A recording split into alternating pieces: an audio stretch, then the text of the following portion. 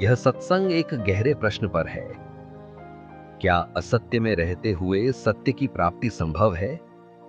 सोचिए, यदि सत्य पूरब में है और हम असत्य की ओर पश्चिम की दिशा में चल रहे हैं, तो क्या हम कभी सत्य तक पहुंच सकते हैं? असत्य और सत्य दो विपरीत दिशाएं हैं। जीवन में जब हम झूठ जीते हैं, तो सत्य की सुगंध हमें असहनीय लगती है। जैसे मछली बेचने वाला व्यक्ति फूलों की सेज पर चैन नहीं पा सका। वह वहीं आराम कर पाया जहां असत्य की गंध थी। तो प्रश्न यह है, क्या हम भी कहीं उसी तरह असत्य की आदत में तो नहीं जी रहे? क्या सत्य को जानने की हमारी खोज केवल शब्दों तक सीमित तो नहीं रह गई?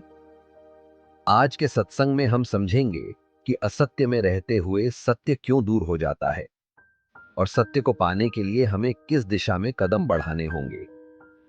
आइए गहराई से सुनते हैं, असत्य में रहते हुए सत्य की प्राप्ति संभव है या नहीं। आज का सत्संग असत्य में रहकर सत्य की प्राप्ति कैसे की जाए। Can truth be found while living in falsehood. जब हम असत्य में रहते हैं तब हम सत्य से बहुत दूर हैं। सत्य अगर पूर्व में है और हम असत्य में रहते हैं तो हम पश्चिम में ही प्रस्थान कर रहे हैं। पूर्व और पश्चिम कभी भी नहीं मिलते। दो सहेलियां होती हैं, एक मछली बेचने का कार्य करती है और एक फूल बेचने का कार्य करती है। फूल बेचने वाली सहेली मछली बेचने वाली सहेली को अपने घर निमंत्रण में बुलाती है, उसको भोजन करवाती है, फिर उसको उसके विश्राम के लिए फूलों की सेज बनाती है ताकि वो शांति से विश्राम कर सके।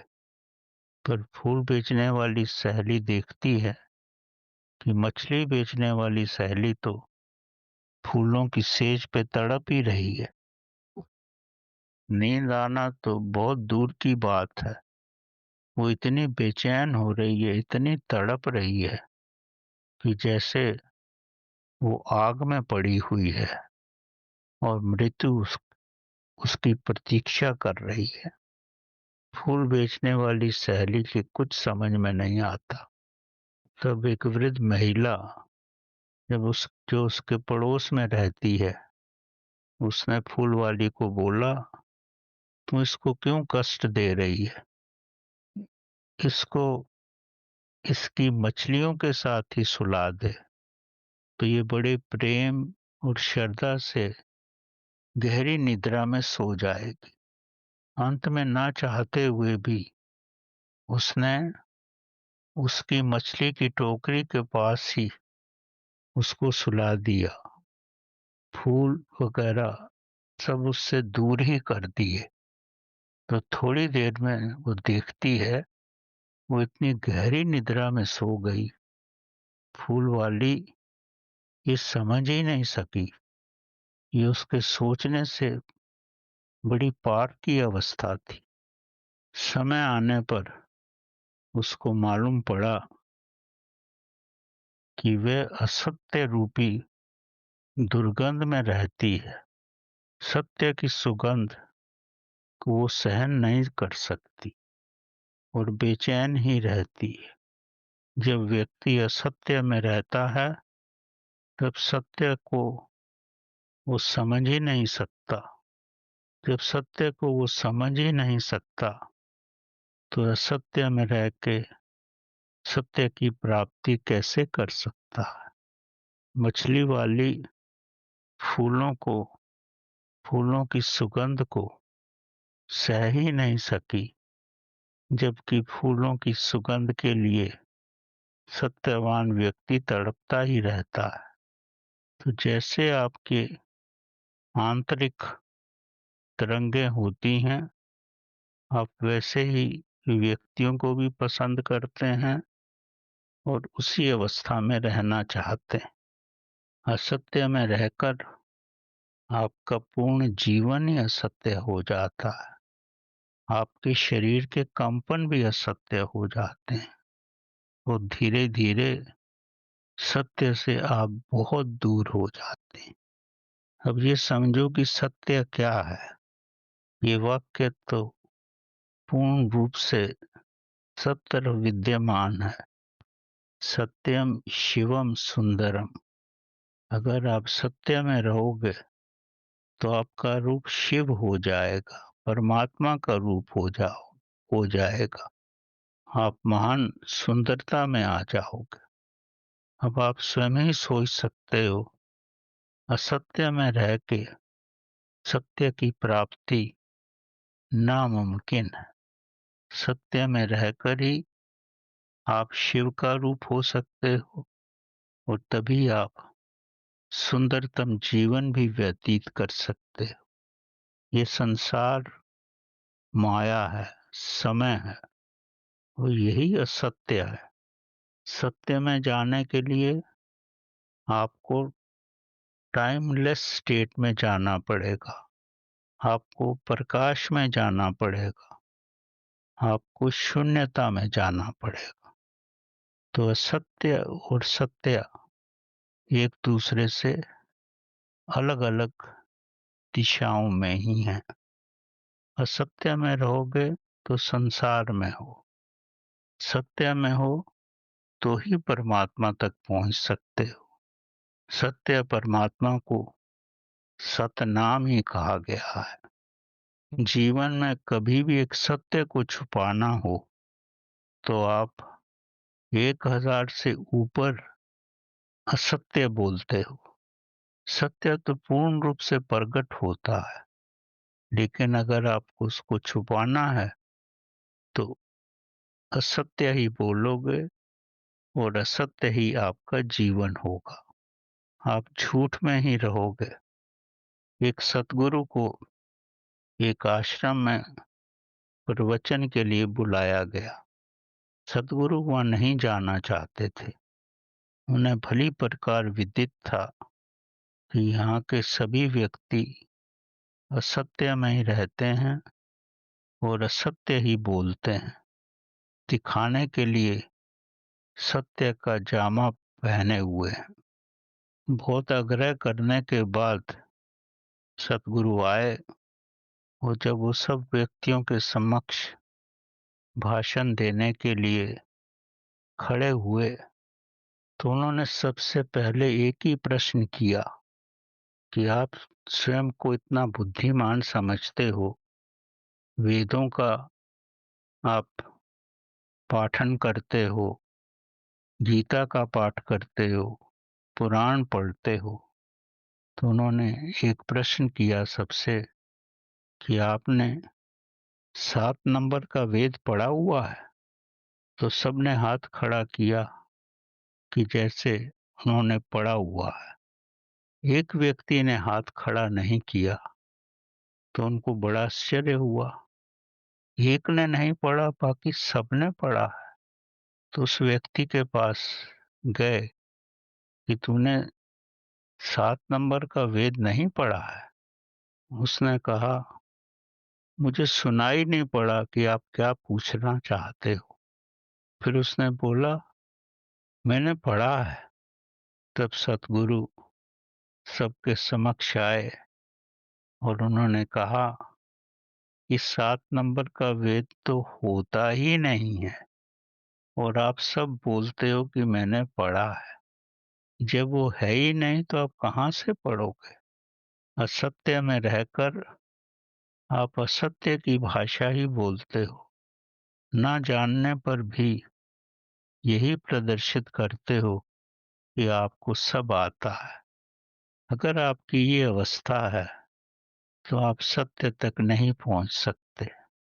कम से कम अपने जीवन में सत्यता तो लाओ।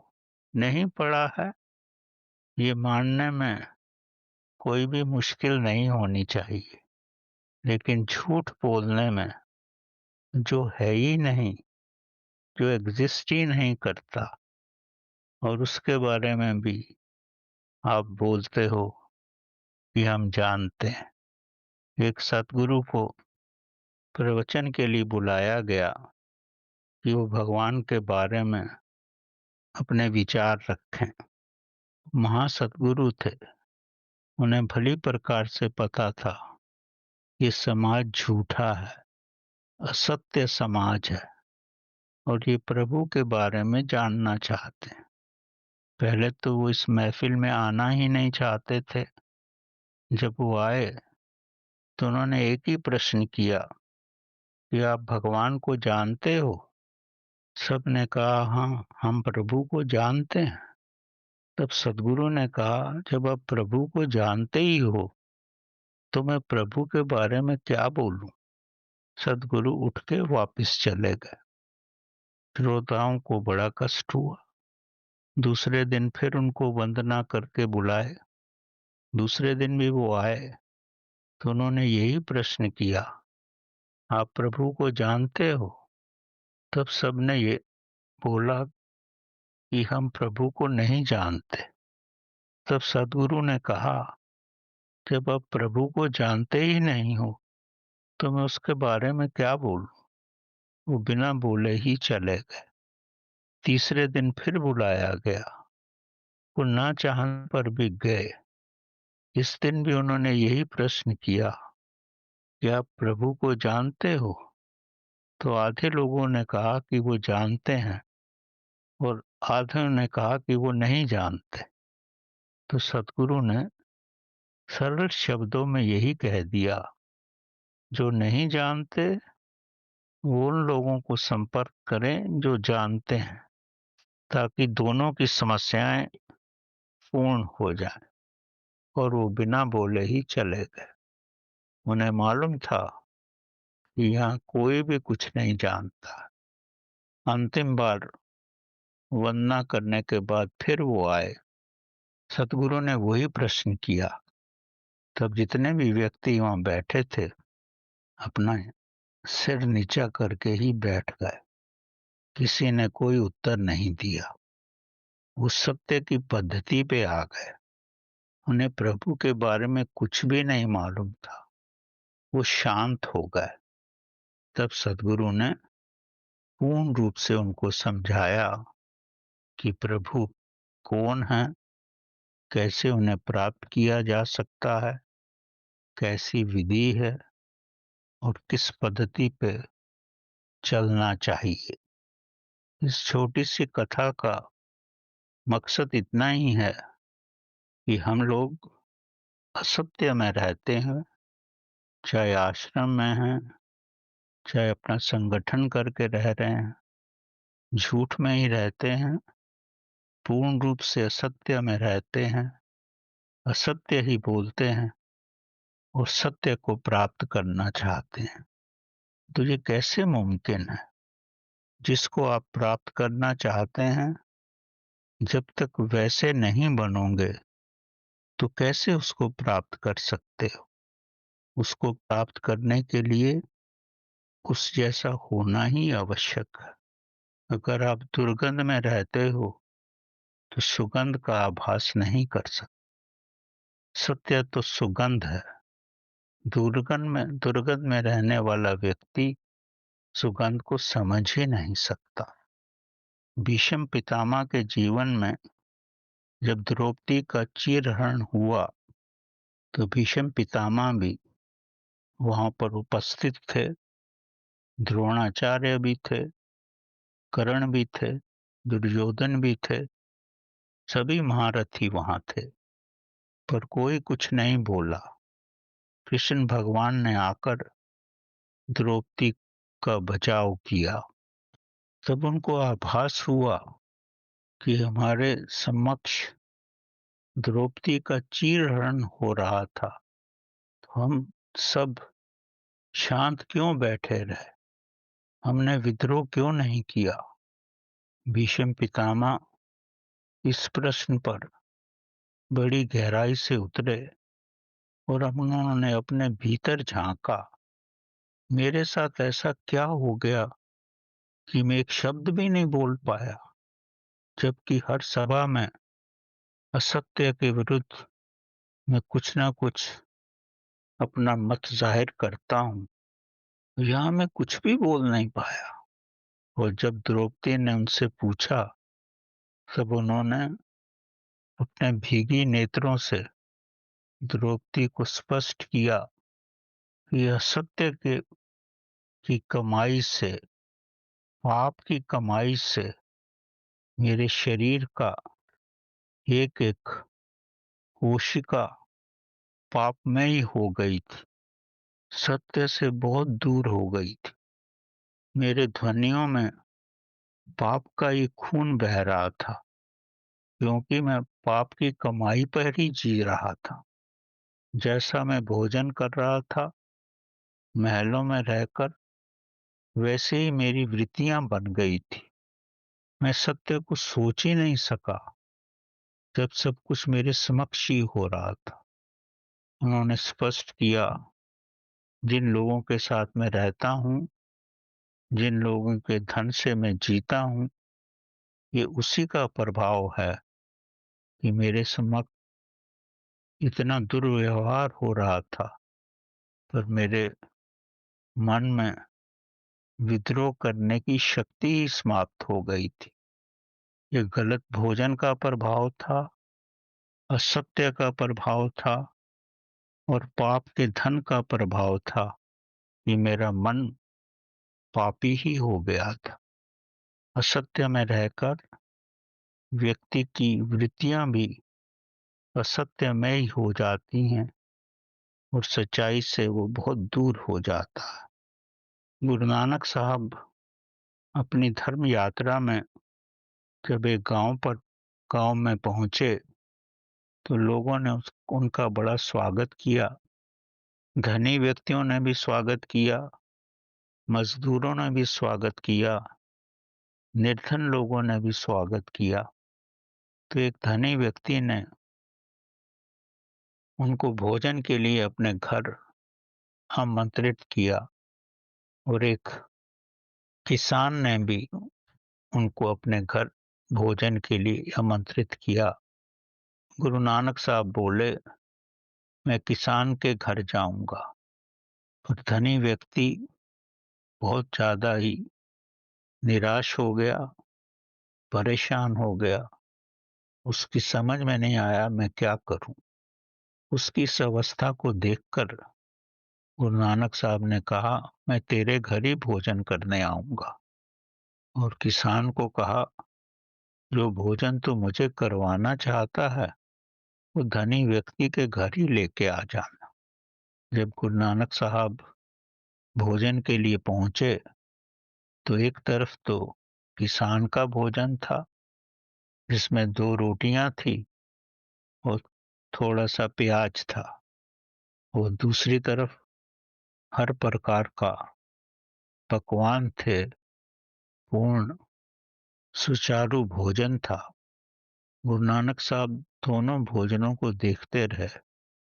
धनी व्यक्ति की एक रोटी को उन्होंने उठाया और अपने हाथ में लेकर के उसको दबाया, तो उसमें खून की बूंदें निकली। और जब किसान की रोटी को लेकर के दबाया गया, तो उसमें दूध की बूंदें निकली। तो गुरु नानक साहब ने कहा, ये मेहनत की कमाई है, ये सत्य की कमाई है, इसमें दूध है।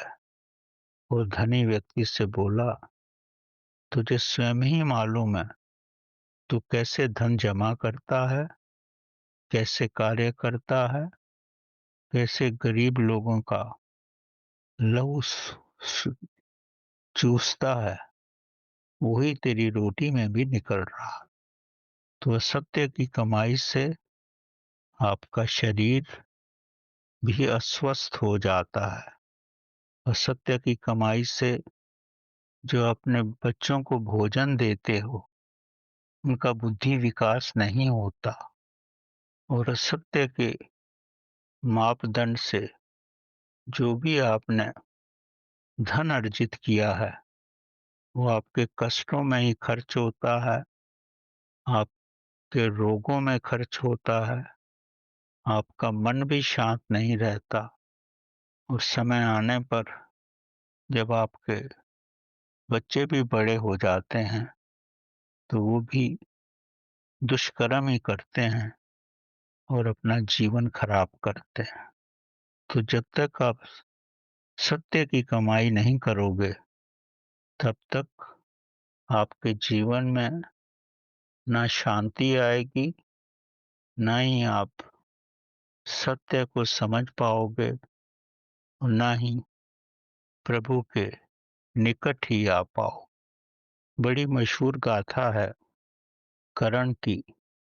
कर्ण जो सूर्य भगवान की कृपा से पैदा हुए थे, चूंकि केवट के घर में वो बड़े हुए, तो उनको सूत पुत्र ही कहा जाता था, पर बड़े प्रतिभाशाली थे।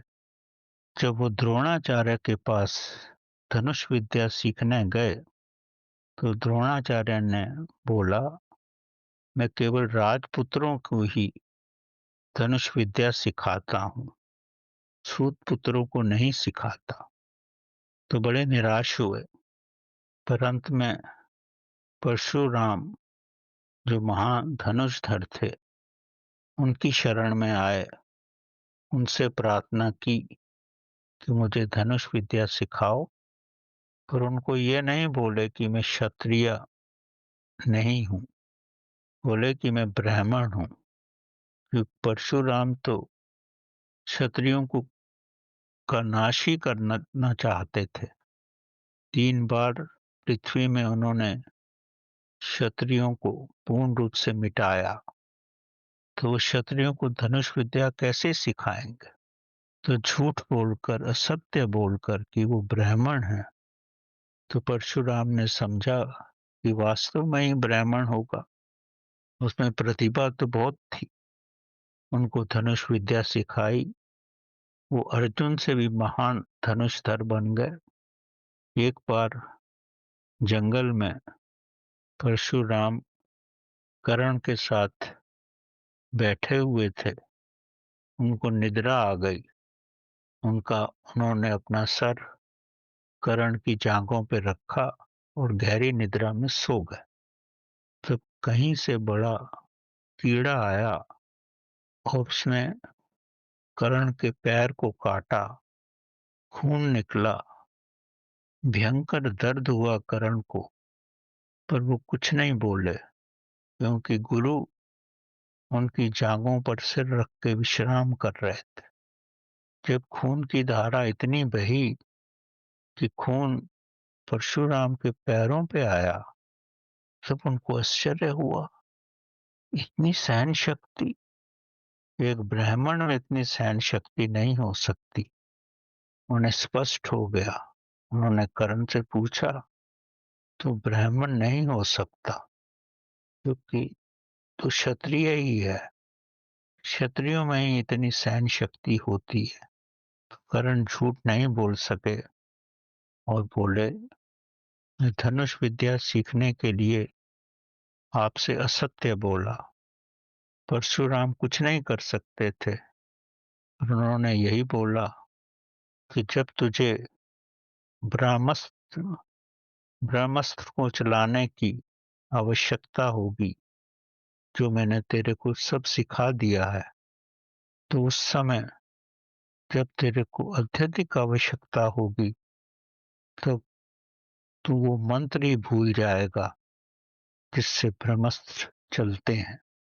इस तरह विद्या और अभिशाप को लेकर के कर्ण परशुराम से विदा हुए, और इस असत्य बोलने से ही जब उन्हें अत्यधिक आवश्यकता थी ब्रह्मास्त्र चलाने की, तो उनको वो मंत्र ही याद नहीं आए, और अंत में महाभारत संग्राम में उन्हें अपने प्राण ही छोड़ने पड़े। इस कथा का मकसद इतना ही है, असत्य आपको समय आने पर भ्रमित ही करता है और आप अपने लक्ष्य पर नहीं पहुंच सकते। जब आप अपने लक्ष्य पर ही नहीं पहुंच सकते, तो असत्य के माध्यम से आप परमात्मा तक कैसे पहुंचोगे? असत्य में रहकर असत्य में रहकर जो भी कार्य किया जाता है, अंत में वो दुखद ही होता है और सत्य की प्राप्ति नहीं होती। एक सद्गुरु ने अपने जीवन गाथा में लिखा है कि मेरे संबंधियों ने सब मेरा धन ले लिया। मैं इतनी निर्धन अवस्था में आ गया था, मैं कुछ कर नहीं सका। और उसी दिन मैं गंगा स्नान करने गया प्रातः काल में, तो उन्होंने लिखा, एक महान ज्ञानी साधु महात्मा मेरे समक्ष आए और मेरे को बोले, घबराने की आवश्यकता नहीं है, तेरा धन ले लिए, तेरे सब पाप कट गए। नहीं तो उस धन से तू जीता और अपना लक्ष्य नहीं प्राप्त कर सकता था। प्रभु ने बहुत अच्छा किया। फिर अपने जीवन गाथा में लिखते हैं, उस क्षण मुझे इतनी सांत्वना मिली जबकि मेरे पास कुछ भी नहीं था। वो गंगा स्नान करने के बाद कुछ ही दिनों में मैं धन धान्य से परिपूर्ण हो गया और मेरे संबंधियों ने जो असत्य बोल करके मेरे से सब ले लिया था, वो शून्य अवस्था में ही आ गए। उनका धन चोरी और डकैती में पूर्ण रूप से ही चला गया। तो प्रभु खुद ही कुछ रास्ते ढूंढते हैं ताकि आप असत्य के धन में न जी पाएं और सत्य के रास्ते में चलने में आपको पूर्ण सुविधा हो। प्रभु भविष्य भी जानते हैं, वर्तमान भी जानते हैं और हमारा भूतकाल भी जानते हैं। उन्हें पता है किस रास्ते पे चलना है। भगवान राम ने बाली का वध किया था छुप कर। असत्य का मार्ग उन्होंने अपनाया था और अंत में जब भगवान राम का जन्म कृष्ण के रूप में हुआ, तो जिस शिकारी ने कृष्ण भगवान को तीर मारा था, तीर लगने पर कृष्ण भगवान ने बोला कि तेरा कोई कसूर नहीं।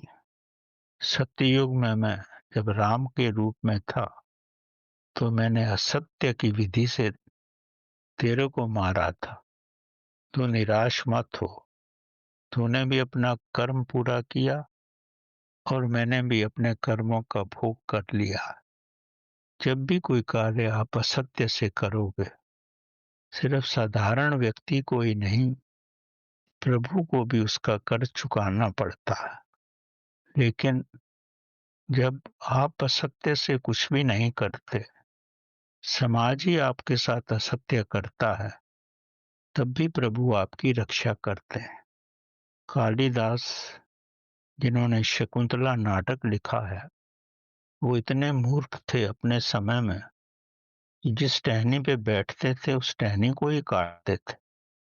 तो पंडित लोगों ने मिलकर इस मूर्ख का विवाह बड़ी ही विद्वान स्त्री से उसको भ्रमित करके कर दिया, जबकि वो स्त्री सत्य के मार्ग पर ही थी।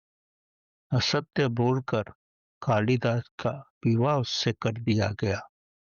वो घबराई नहीं और अपनी विद्वता से कालिदास को, जो संपूर्ण मूर्ख ही थे, कुछ ही समय में उन्हें विद्वान बना दिया। जिससे प्रभु की कृपा थी, क्योंकि वो खुद सत्य पे थी। जब असत्यता आप पे थोपी जाती है, तो प्रभु ही आपकी रक्षा करते हैं।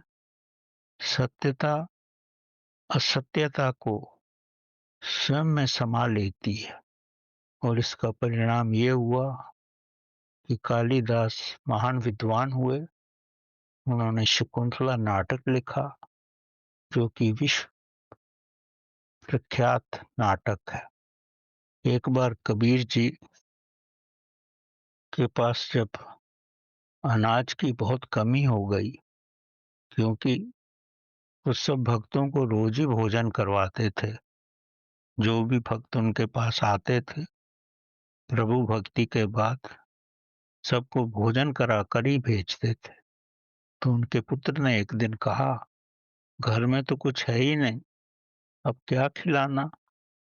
तो क्या किसी के घर डाका मारा जाए? तो कबीर ने कहा, बड़ी अच्छी बात कह दिया तूने।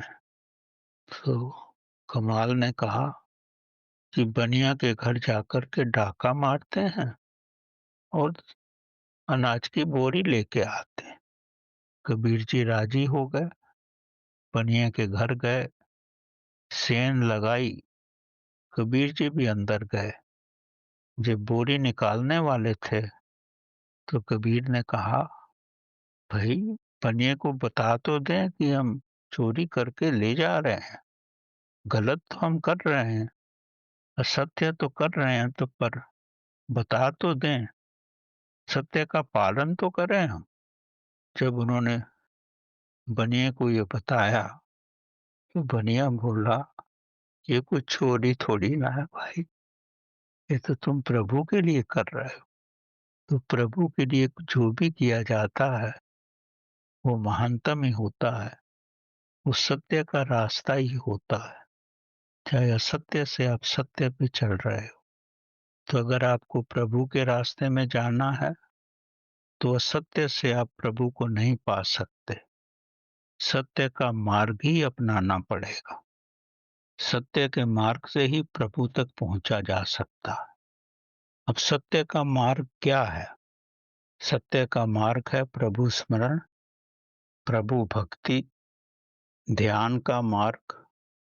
ध्यान के मार्ग में तभी आप चल सकते हो जब आपके अंदर शून्यता हो, आपके अंदर दूषित हवा है, सब बाहर निकली हो, पूर्ण शून्यता हो, आपके अंदर सत्य रूपी ऑक्सीजन हो। जब आपकी ये अवस्था हो जाएगी, प्रभु की तरफ आपका समर्पण होगा, तभी आपकी चेतना जो है विद्युत धारा के रूप में आपके स्पाइनल कॉर्ड से उठकर सहस्त्रदल कमल में आएगी और ब्रह्मांड के साथ एक हो जाएगी। तब आप पूर्ण सत्यता में विद्यमान हो जाओगे। तो सत्यता ही एक मार्ग है प्रभु को पाने के लिए। असत्य के मार्ग से आप सत्यता को नहीं पा सकते, प्रभु को नहीं पा सकते। प्रभु तो पूर्ण सत्य है, वो तो 100% प्योर गोल्ड है। उसमें अगर कुछ भी मिश्रण करोगे तो वो असत्य ही हो जाएगा। पूर्ण रूप से पवित्र बनो। पूर्ण रूप से पवित्र तभी आदमी बन सकता है जब वो शून्य हो। शून्य ही पूर्ण पवित्रता है, उसमें कुछ भी नहीं ठहर सकता। तो अपने भीतर पूर्ण शून्यता लाओ। शून्यता ही परमात्मा का रूप है, शून्यता ही सत्यता है, शून्यता ही फूलों की सुगंध है, शून्यता ही प्रभु का रूप है। ये शून्यता आप मंत्रों से ला सकते हो, क्रिया योगा से ला सकते हो, श्वासों की पद्धति से ला सकते हो, प्रभु को पूर्ण रूप से समर्पण करके ला सकते हो। किसी भी विधि से लाओ, शून्यता ही सत्यता है। असत्य से दूर हो तो ही आप स्वयं को परमात्मा में एक कर सकते हो। और इसी विधि से सत्यम शिवम सुंदरम की पद्धति पे आप सरलता से चल पाओगे और प्रभु के साथ एक हो जाओगे। परमात्मा हमको सत्यता की पद्धति पे चलाए ताकि हम सत्यम शिवम सुंदरम को जीवन में अपना सकें और उस महाशक्ति के साथ एक हो जाएं। ये सब प्रभु कृपा से ही मुमकिन है। हमारी यही प्रार्थना है, प्रभु हम सब पे यही कृपा करे और हम उस प्रभु के साथ एक हो जाएं। धन्यवाद।